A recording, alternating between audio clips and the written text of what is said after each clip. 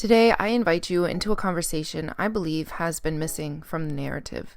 The unspoken nuances of leaving an industry where leadership is both celebrated and questioned. I've often pondered the silence surrounding the emotions tied to leaving MLM. I wonder, why did anti-MLM even become a movement, and why is it such a complex and controversial topic? I mean, I know the answers, but they're multifaceted, they're conjugated, and someone for MLMs could give you a totally different interpretation.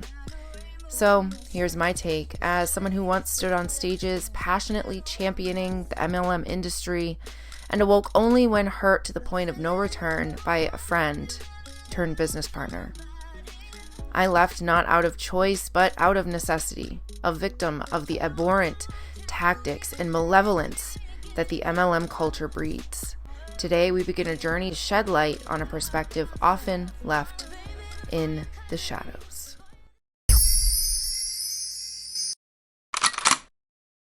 Hello, welcome back to the Bree Bear Show. I'm just really going to talk to you about some things that I've personally dealt with, personally felt, personally engaged with in the last couple of years, or close to 2 years now, since I left MLM or multilevel marketing or network marketing. I use them all interchangeably.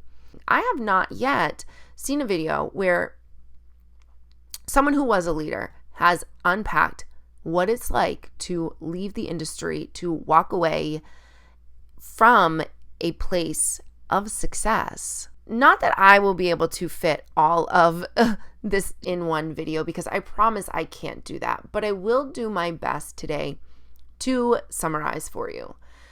So firstly, what I think about most when I think about those early days of walking away from network marketing is how I felt like I had completely lost who I was suddenly, because when you're in an MLM, your life truly revolves around the company or the team, Zoom calls, Facebook groups, endless chats with leaders, constantly trying to recruit and obtain new customers. The MLM world is truly bustling incessantly. Everyone is busy, and particularly if they're committing to their MLM as a full-time gig, and that's what I was doing. Your entire future feels uncertain at that point, and as an MLM leader, you start to believe that this is your lifelong calling. You cannot picture yourself doing anything else, especially when the money is flowing in.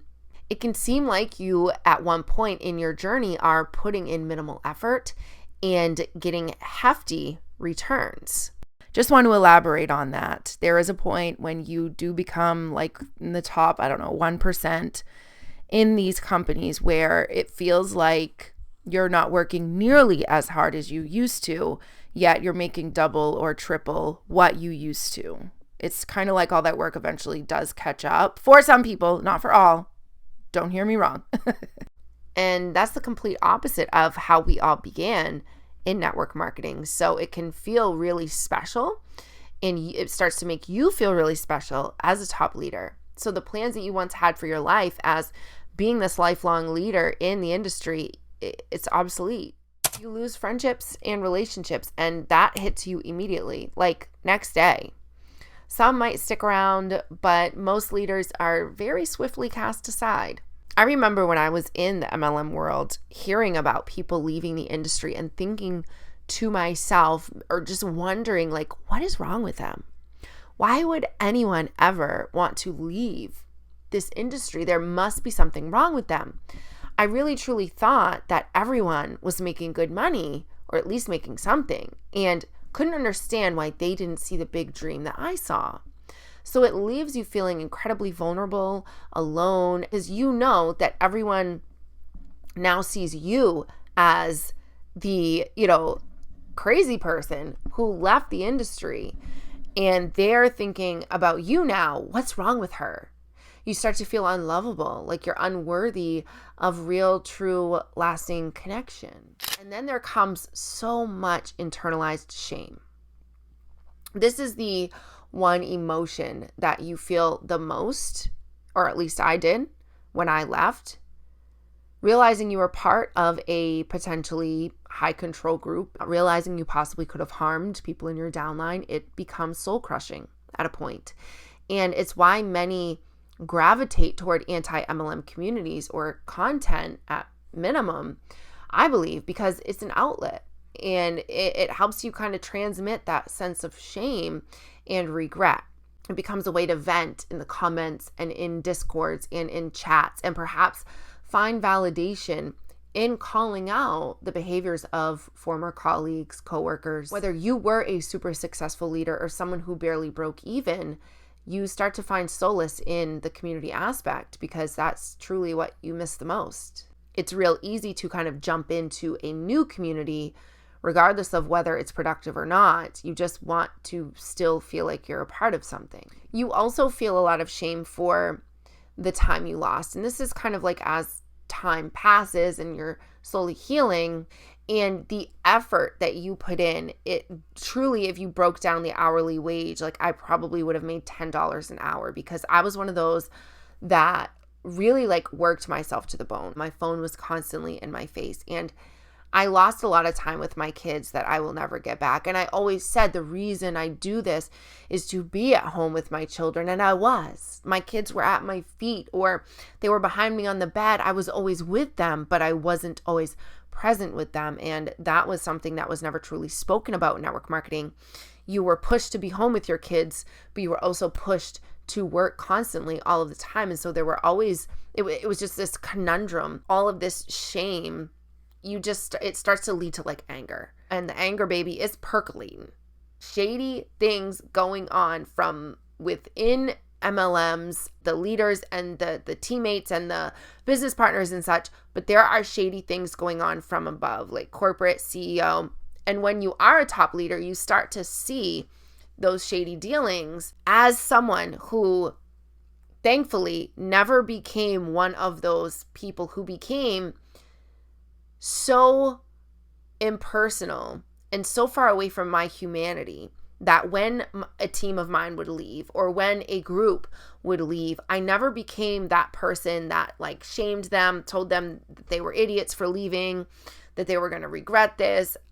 I never did that, thankfully. I never treated people like property, but I do know and I do remember seeing other leaders act like that. And even if they didn't act like that very visibly behind the scenes, they were acting like that and they were doing manipulative things and using these just terrible tactics and antics behind the scenes to try and like get people to stay, to try and sweeten the deal, to try and almost bribe people behind the scenes. And so that made me incredibly angry. And then when I left, things like that happened.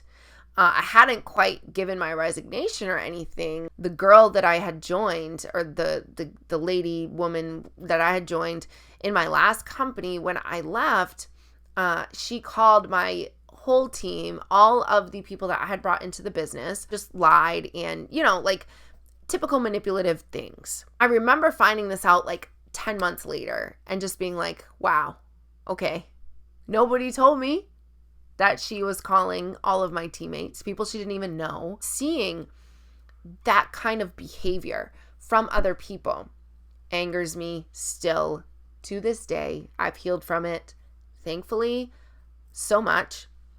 But it really, truly does invoke this sense of, how dare you? That kind of feeling from within.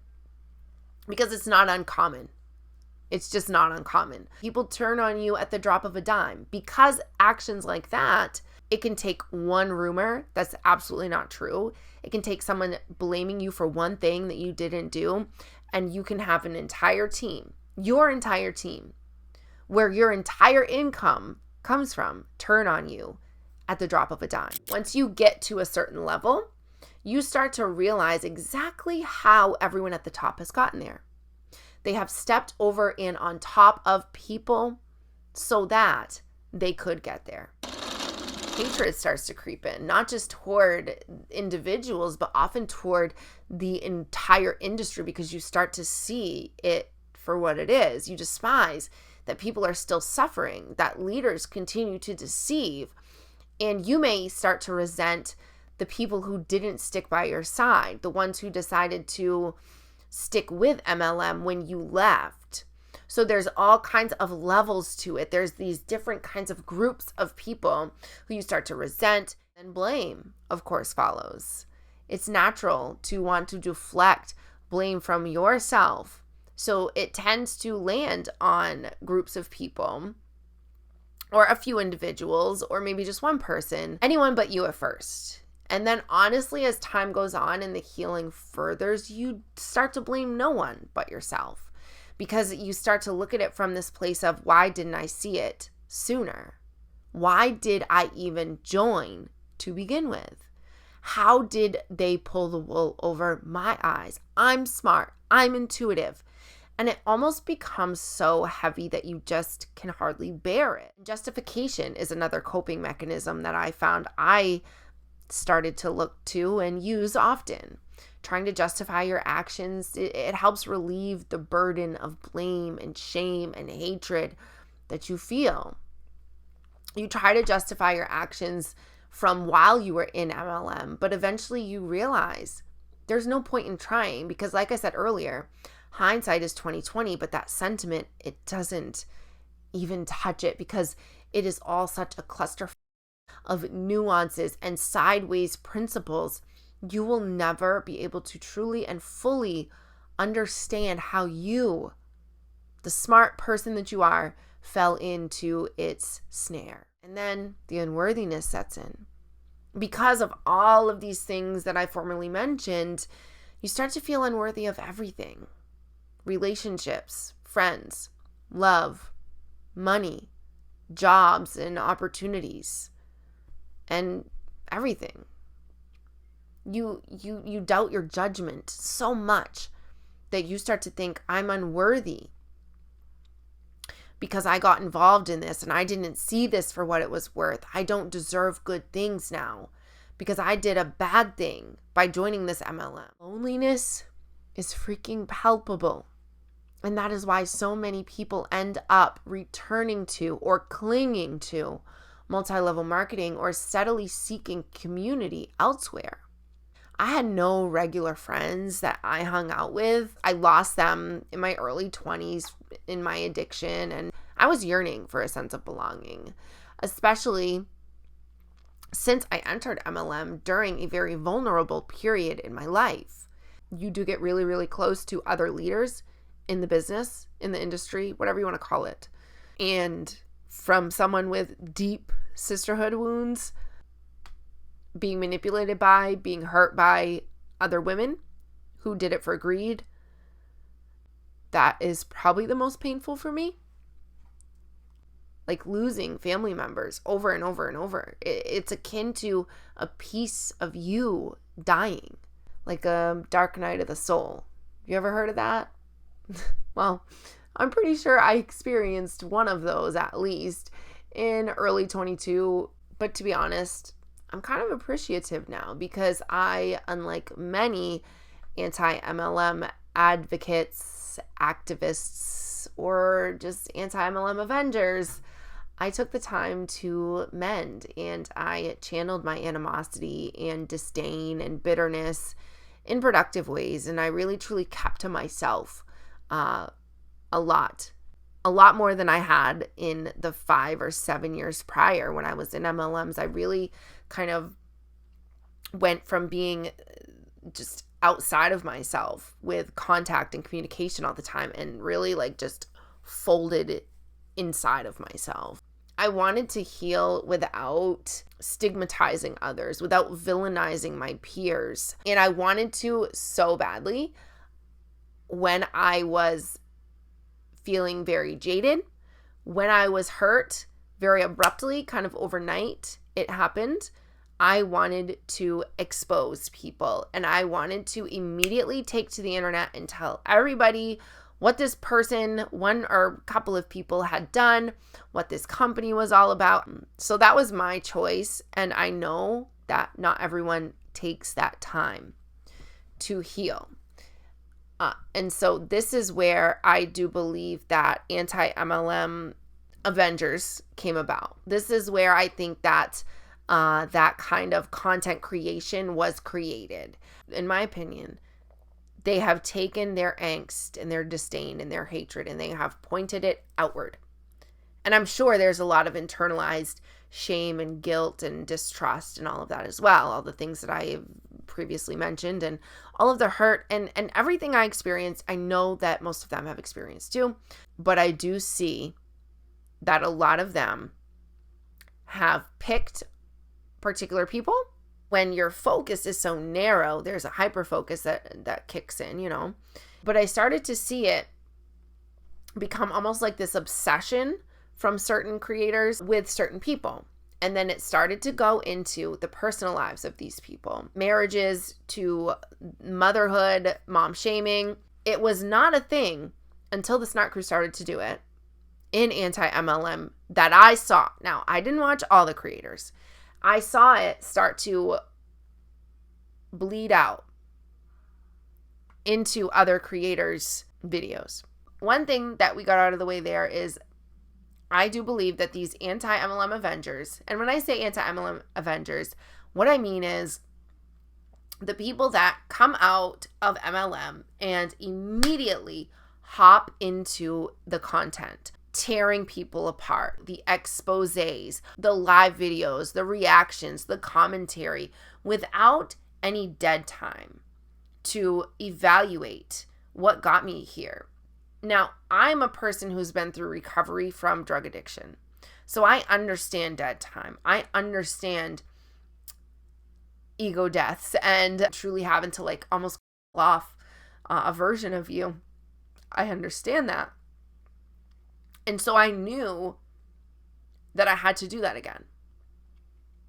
So maybe people don't understand that. Now, having gained this perspective, I know I was a victim of this system, of this structure, of this setup. I was a victim of a deeply capitalist system, but the structure predominantly, it favors those with a head start already. Those already have a leg up in life. We got to acknowledge that in our society, everyone needs to make ends meet somehow. There are people with criminal records, no degrees, people who just got out of prison, got out of jail. So while I know all these things about the industry, I still do my best not to judge those who are in it, who are just joining, who are still there, who have been there, because you really just never know someone's circumstances. If I felt I was a victim, then the people at the top are probably victims as well. And if I can recognize the indoctrination and the mindset changes that I underwent because I was a part of MLMs, I have to also understand in relative terms that they've gone through that same transformation that I did. And the indoctrination is often what prevails. We can't selectively choose who's a victim and who isn't. We can't pick and choose based on levels who's victimized more and who isn't. Are we blaming the leader or are we blaming the indoctrinated? I really think that's a valid question. And who are those individuals? Like 99% of the time, it's not usually women. It's not usually top leaders. And even if a woman is the face of the company, there's often a man pulling the strings behind the scenes. So is this MLM that we're fighting, or is this a grander scheme? Thank you for watching this video, or maybe you just listened. I appreciate you either way. And I hope that you will, if you did enjoy this, give it a like, subscribe. This is number 2. Special dispensation tonight only, since it's just the members and this will never be out into the universe. If you want to order a fizz from her, be free.